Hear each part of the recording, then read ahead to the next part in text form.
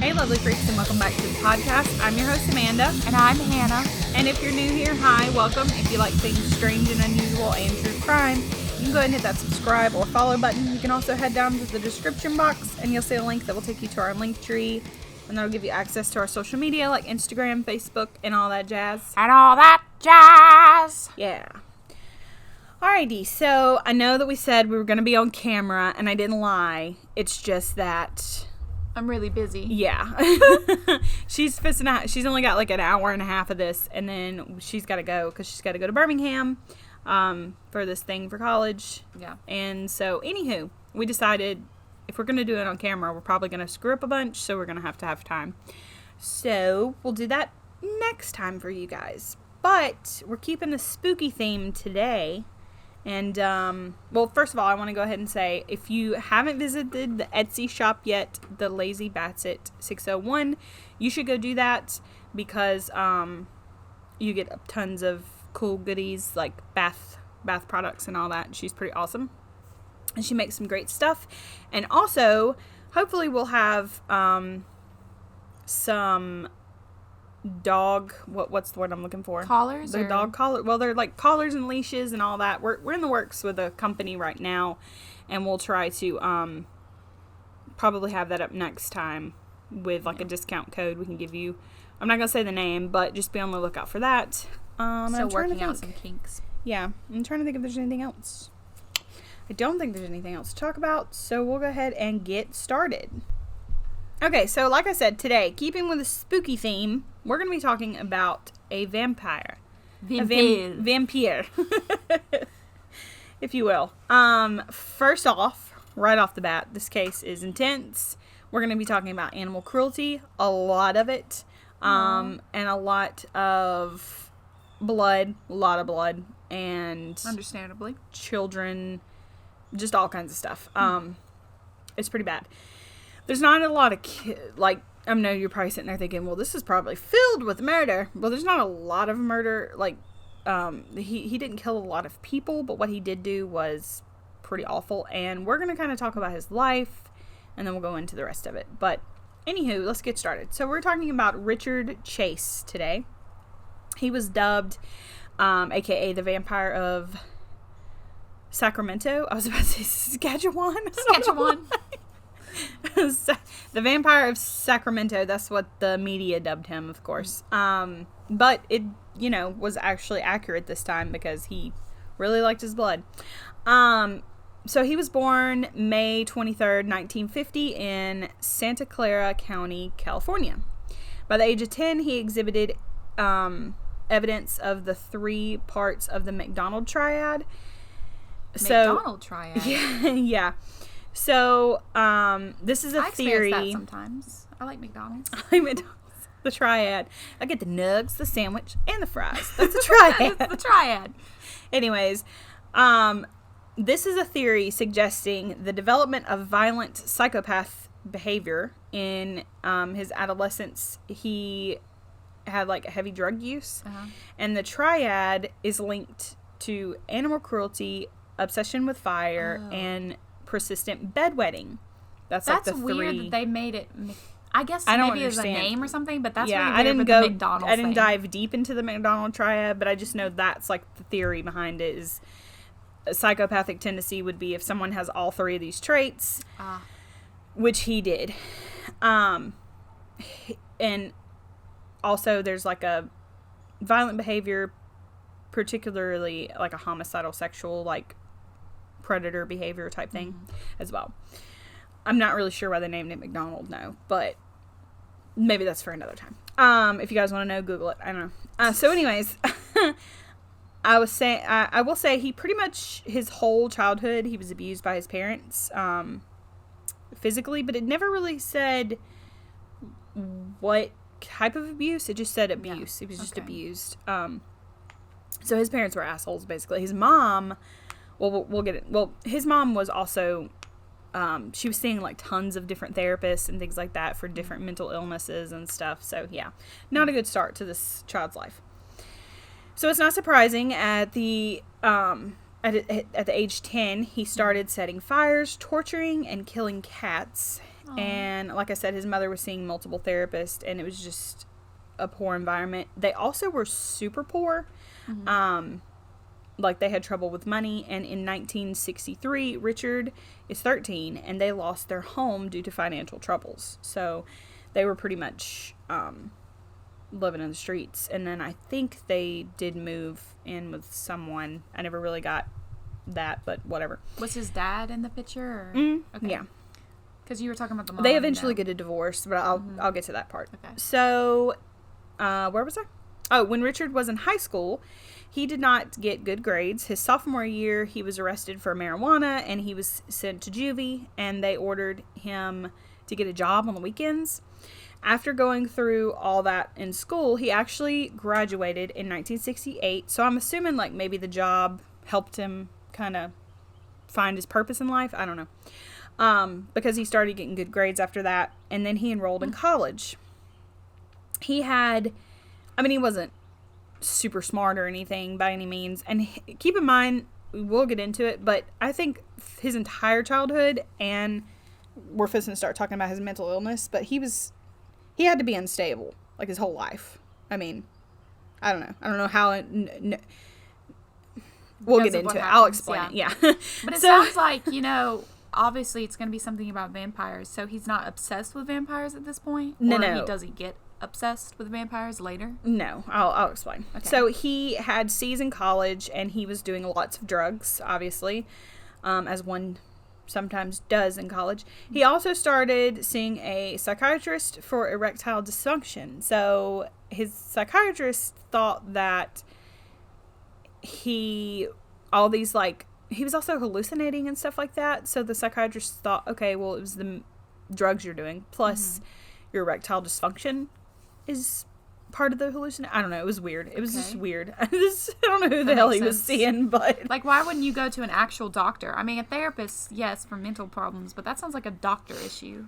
The erectile dysfunction? Yeah. Well, he sees a lot of therapists over the course of his life. Yeah. Because the reason why is, one thing, he was a huge hypochondriac. I can relate. Not really.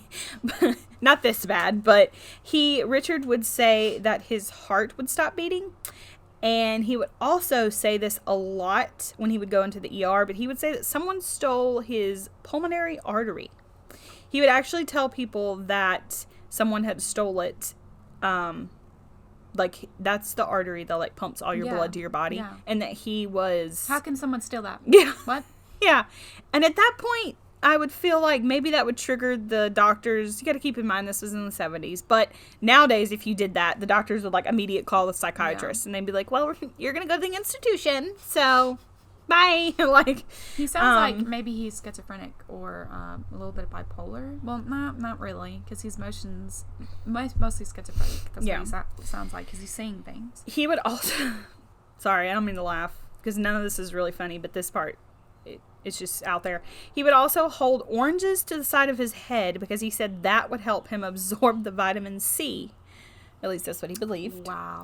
Yeah. And he would do this, like, in front of doctors and shit. Like, and be like, this is, He also shaved his head at some point because he said he could feel his cranial bones in his head separating.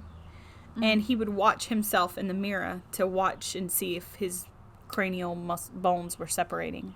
Wow. Yeah. So at 21, he leaves college and moves into an apartment with some friends. He would board up the doors to the apartment, like any doors, bathroom doors, closet doors, whatever, because he was, like, super paranoid. He also thought, and keep in mind, all the time he's doing drugs, he also thought that at this time, that his mother was poisoning him. Not quite sure why or how, because she wasn't living there, but whatever. So think about his roommates for a moment. Not only was he boarding up doors, he was also doing, like I said, LSD and other drugs. He was walking around naked, and he was putting orange slices on his head. So they got this dude, which I'm sure they were probably drug addicts too, but, I mean, he took it a step further. Yeah. He took it to the extreme. Did he say why he would board up the doors? No, just for, like... I couldn't figure out why he would do that. Okay. He did have a paranoia was going to come in. Yeah, or something? like paranoia that like the government and stuff like that, and the Nazis and aliens and stuff. Yeah. Yeah. So obviously his roommates were not pleased, so they asked him to move out. He refused, and they ended up leaving him and the apartment. And of course he couldn't pay it because I don't think he had a job ever. Like, I never saw anything about him having a job. So this is when he started to torture and kill animals in his apartment complex. He would capture them and cut them open and take out their organs and start to eat the raw animals. Ew. He would also blend the animals' organs in a blender with Coca-Cola to make like a refreshing beverage. Oh my god. Yeah. So this is all happening. So what did the roommates? Did the roommates? The roommates see? are gone. They're gone at this okay, point. okay, Yeah. they're gone. So like Okay. after they left, shit just like started to go Escalate. downhill. More. Yeah, downhill. So he also thought his heart was shrinking every day, and he believed that by doing this with the animals, that it would stop it from happening. Like the Grinch. That'll Yes. Yeah. go back. Down sizes size and a half. Okay. 3 sizes that day. Yeah, like I said, keep in mind he's alone in this apartment. Yeah. He eventually has to move back in with his parents in 1971 because he couldn't pay the rent, and the apartment guy was like, yeah, bye. So in 1972, his parents divorced, and he ended up spending some time with his mom's house, and then sometimes his dad's house, just back and forth. Mm-hmm. Obviously, you're thinking, isn't he like an adult? Which he is, but like I said, he couldn't afford anything. He didn't have a job, so he's just kind of doing drugs, paranoid, and living with his mom and dad. So when he was living with his mom and dad, did he start doing exactly what he continued doing when he was living by himself? I don't know. I didn't see anything like that. Not sure. And probably, I'm sure he would kill animals. He killed a lot of animals, so I mean, it's just, he probably was doing it, yeah. So in 1973, at the age of 23, he attended a party with some friends, and he sexually assaulted a woman at the party. He was like groping her. Mm-hmm. They asked him to leave, and then he came back later. They then called the police, and when the police were like removing him from the house, a pistol fell out of like his back pants, like he stuffed it in the back of his pants. Yeah. And a pistol fell out. A 22 caliber pistol to be exact, for anyone that wanted to know. He then gets taken to jail because he doesn't have like a permit or anything to have this gun, and he is seeing doctors, but he is seeing them for like injuries or so-called injuries. Times were different back then. I get that. I understand that, but none of these doctors could look at his records and see like, okay, he's been to the hospital a lot, like yeah. a lot. Something's like wrong. He's like mentally unstable. Mentally he needs unstable, to go to the psych ward. There was a neurologist that saw him, and what Richard thought he had was like a brain issue. The neurologist ran some tests and didn't see anything wrong with him, but he could see that he was suffering from severe psychiatric issues. Mm-hmm. So in November of 1973, he was admitted into the hospital, and he was telling nurses once again that someone had stole his pulmonary artery, but now it was escalated further that he didn't have any blood in his body. There was no blood left. He was walking around, but no blood. They finally placed him in a psychiatric ward after this, obviously. Finally. But his dumbass mom pulled him out because she could do that. And also remember, like I told you, his mom was seeing different psychiatrists. So she's not a level head either. Yeah. For the life of me, I don't understand why she was able to do that, but whatever. I mean, I guess she has, I don't even know. But like, he's older, isn't he? How old is he at this point? He's in his 20 something, yeah. So she can't really do that if he's under 18. Well, I guess that she probably had medical, like,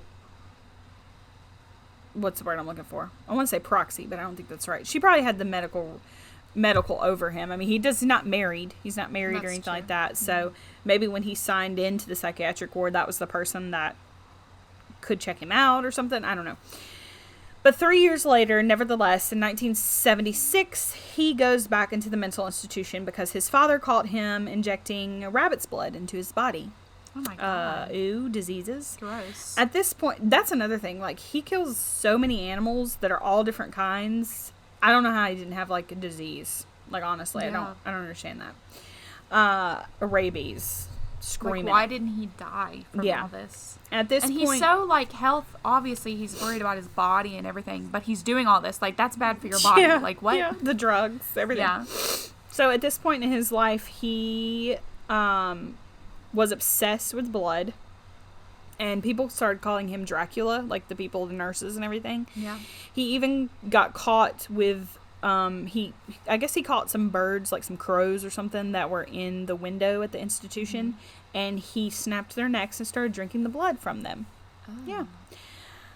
So at the hospital, he was finally diagnosed with paranoid schizophrenia and delusions of grandeur. I called it good. Yeah. He begins to tell doctors that he is reincarnated and was one of the younger brothers, which, if you don't know who the younger brothers are, they were like a gang that rode with Jesse James. Oh.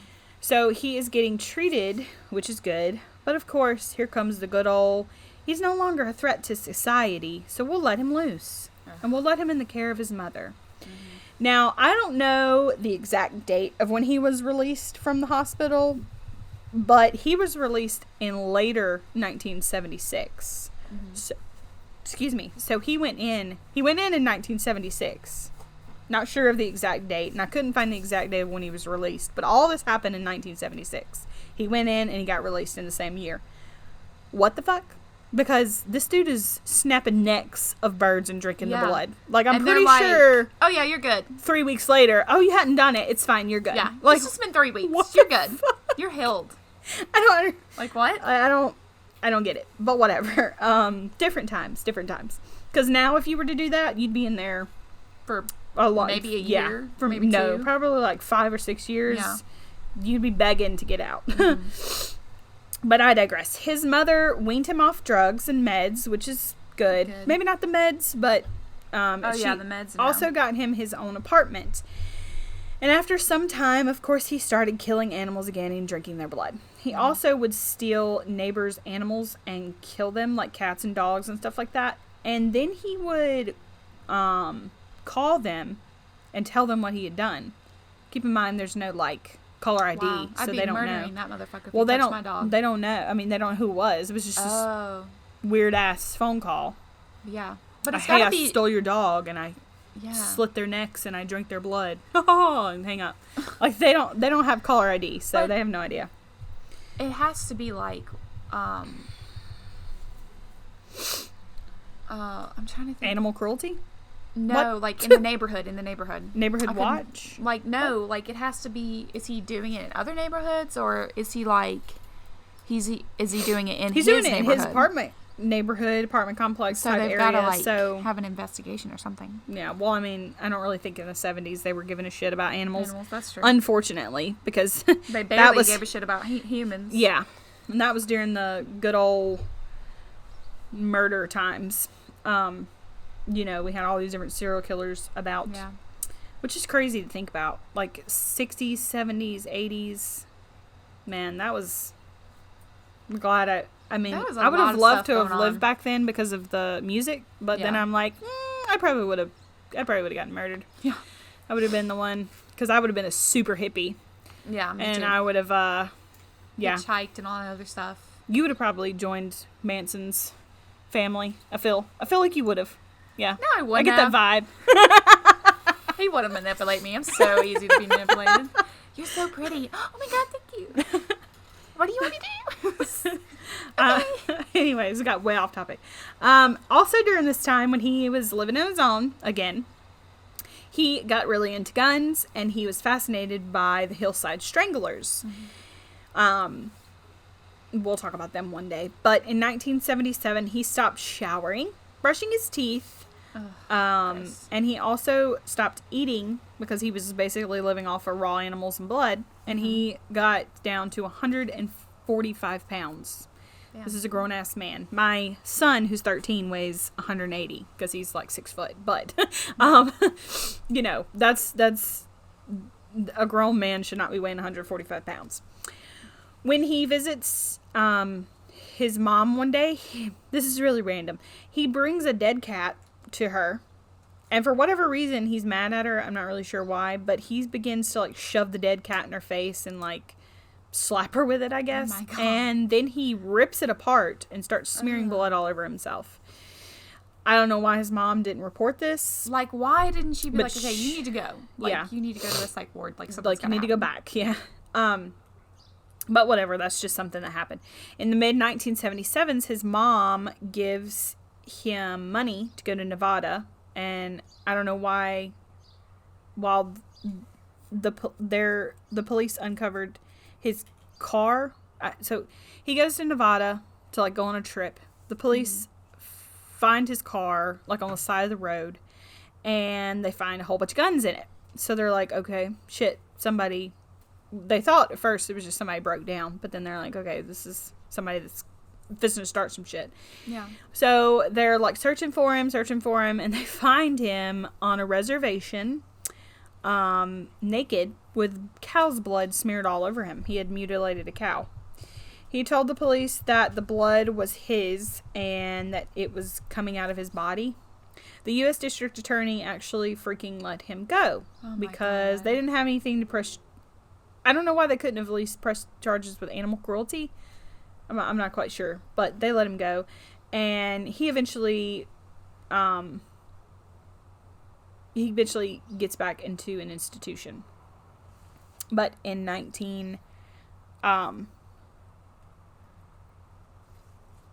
he doesn't go back into the institution. I'm sorry. I don't know why. I don't know why that's written like that in my notes, but I know he didn't go back into the institution. Anyways. I was going to say, they're going to put him back and then release him again? Yeah. Like, what? No. He didn't go back into an institution. Okay. I think I was typing that he should have went back into an institution, but he didn't. So in 1977, December 29th, Richard has his first victim. He buys a .22 caliber pistol because the police confiscated all those other guns that he had, and does a drive-by shooting, which is really odd, but I guess he was warming up. I don't know. He was scared. I don't have a clue. But anyways, he unfortunately kills a man named Ambrose Griffin. He was 51. He was an engineer and a father of 2. I think he was coming home from the grocery store, and he was helping his wife get the groceries in, and he just drove by and shot him. 2 weeks later, he tries to enter the home of a woman, but because her doors were locked, he walked away. Richard would later tell detectives that locked doors are signs that he was not welcome, but unlocked doors was an invitation to come on in. All right, no, it just means don't fucking come in somebody's house. Somebody's house. On one occasion, it's kind of like a vampire, like, he has to be welcomed in. Yeah. On one occasion, he was caught and chased off by a couple who had returned home, and he was in their house. He was trying to steal their belongings, and he also urinated and defecated in the infant child's bed and all over the infant child's clothes. So burn that, because, and also, what the fuck? So, we're about to mention some heavy stuff, so just prepare yourself. If you want to skip it, you can, but from here on out, it's going to be gruesome, so you might as well just turn it off if you want to hear the rest of this.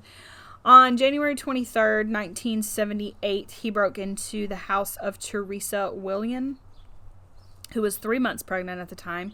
He shot her 3 times, 2 shots to her head, and then he dragged her body into the bedroom. He engaged in necrophilia. I'm sure everybody knows what that is. I'm not going to explain it into detail. He also started stabbing her repeatedly while performing the necrophilia. And then he removed her organs and her blood from her body and placed it into a bucket. Not all of her blood, but a lot of it. He then takes the bucket into the bathroom, gets in the bathtub, and pours the blood and the organs all over himself. He drinks some of the blood. He cuts off her nipples. And this last part's really odd. Not that all this wasn't, but he goes out into the yard and gets dog feces and then comes back in and shoves it down her throat. She's dead. Okay. So yeah. I don't get that, but whatever. A couple of days later, after this, keep in mind he's still killing animals during this whole time as well. Mm-hmm. He ends up buying... It's going to be a trigger warning for you. He ends up buying puppies from a neighbor. Oh my God, no. He kills all the puppies and then, drinks their blood and all that. And then he takes them back to the neighbor's house and puts their dead bodies on the porch. I would literally... I don't understand. I don't know if maybe the guy didn't know who bought them. Mm-hmm. I didn't quite figure that out. Like, I don't understand why he didn't report him or anything like that. He probably reported him, but the police probably just didn't do anything. Maybe he did. I don't know. So, because he had to have known who bought the puppies from him. Unless they were just free in a box out on the side of the road. I mean, that happened a lot in the 70s, but I don't know. So, on January 27th, Richard would commit his last murder. So, it was also an extremely crazy one, and it was a mass murder. Mm-hmm.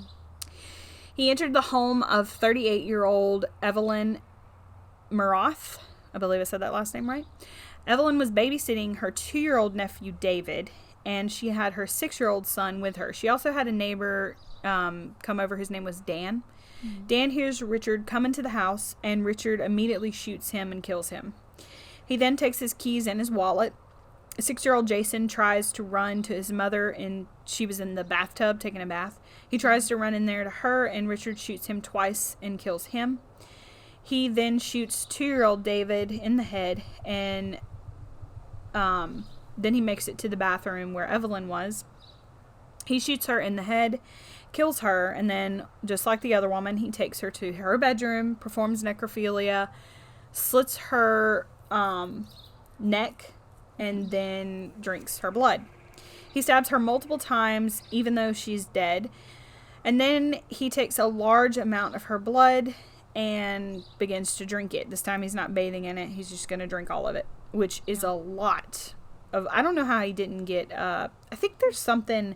Iron deficiency? Yeah, where you drink too much blood. Yeah. You can, die from it. I don't understand. He must be real lucky or something. Like, he's going through all this. He should have died a long time ago. Yeah.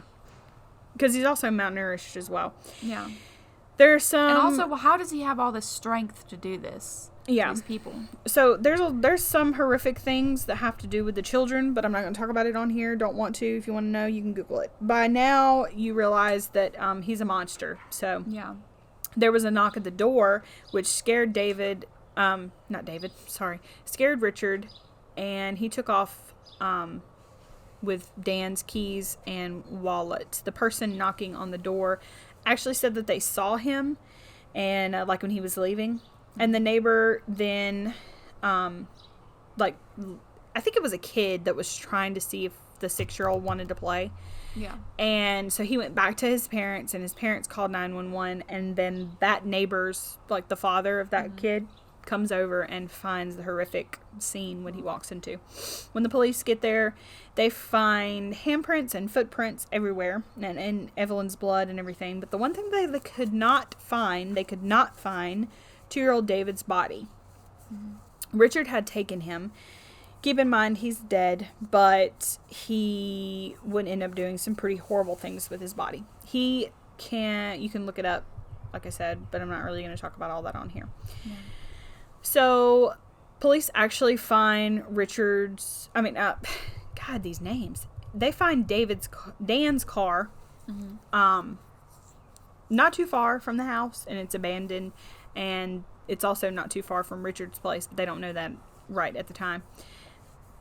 The FBI was already on the case, and they realized that this was a killer who was very disorganized, going through a psychopathic episode, and didn't care if he got caught because there was no kind of strategy to this. They also said that if he wasn't stopped, he would end up killing multiple people for however long, because he was going through a mental break, basically, which they were not wrong. They started looking into guns that were used in the murder and found out that they were registered to Richard Chase.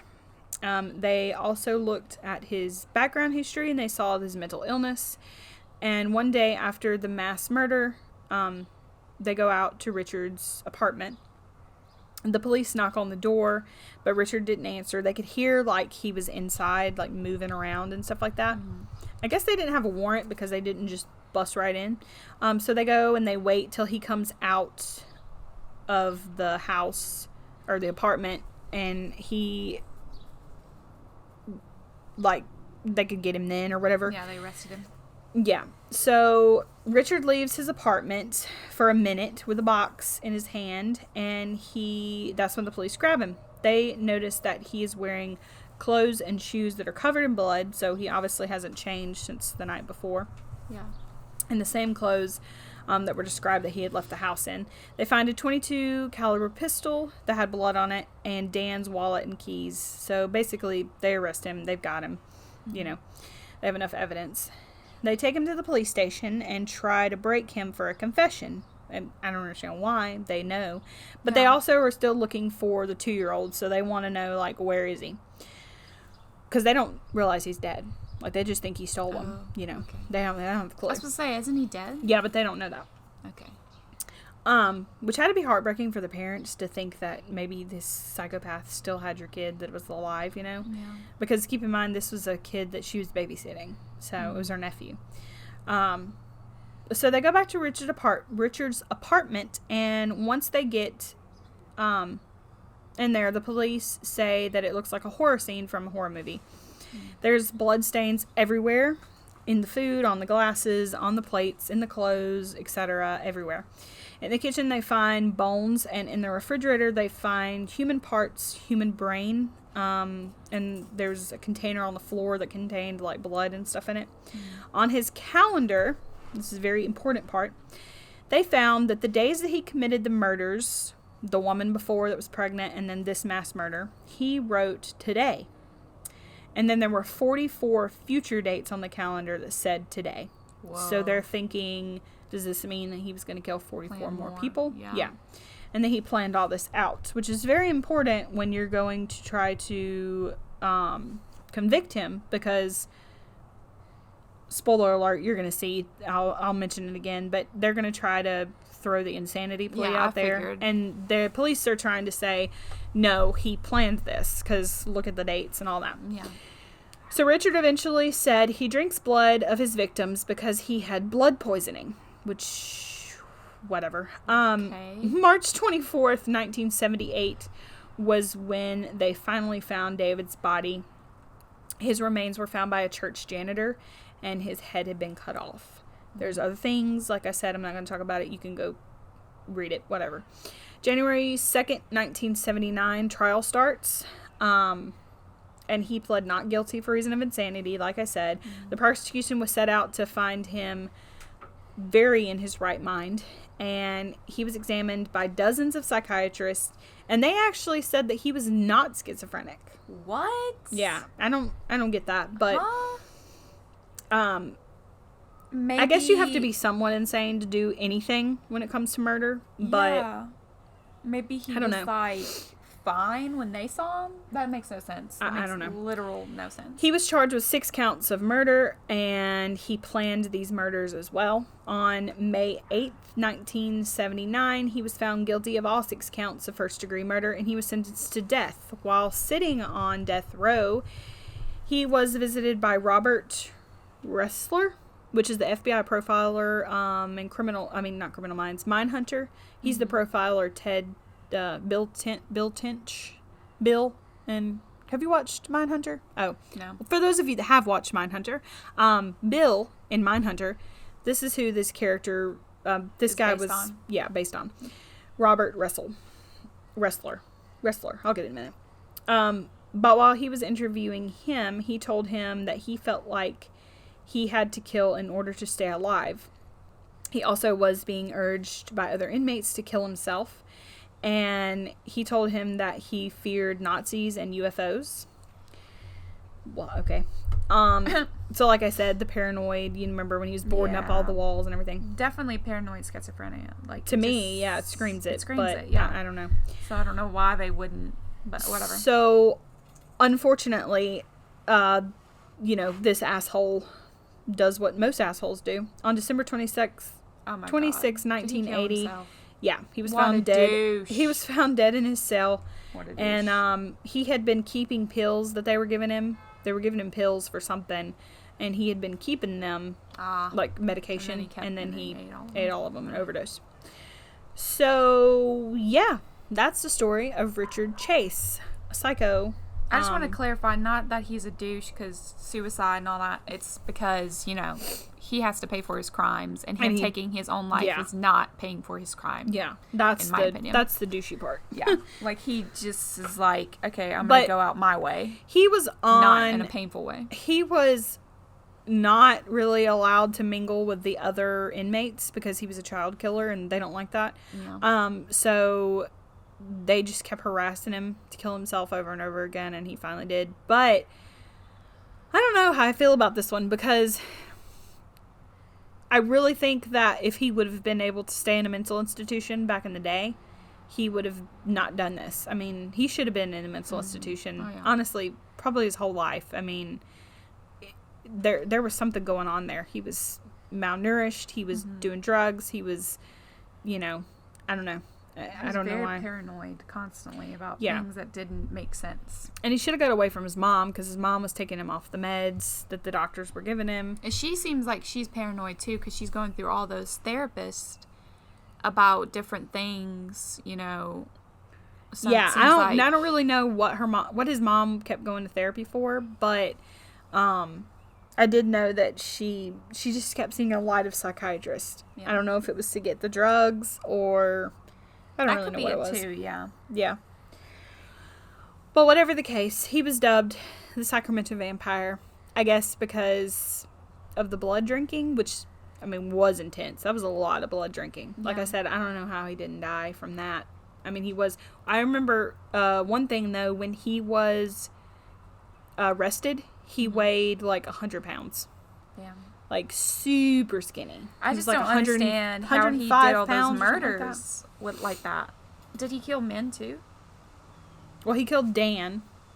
Yeah, like, how did Dan not overpower him? He's like... He shot him as soon as he saw him. He walked through the door. Okay. Dan was like, who the fuck is that? Because nobody's supposed to be coming through the door, and he shoots him as soon as he walks through the door. In the head. He shot him in the head.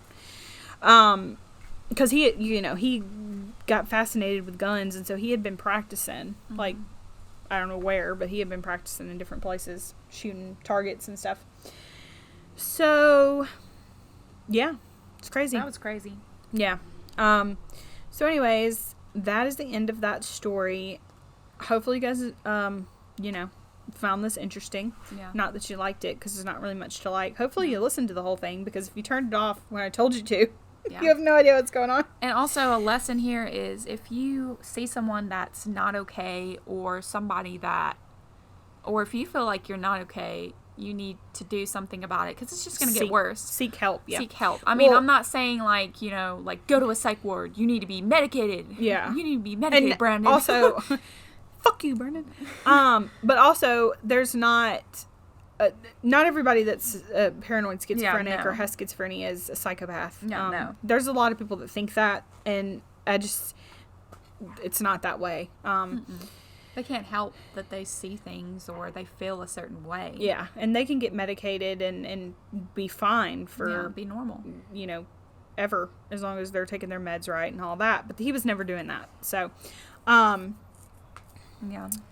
Also, it seemed like he just didn't care, and he fed more into like his insanity. I said, in today's society, he probably would have been in an institution for a long time. Yeah. I mean, they're pretty much...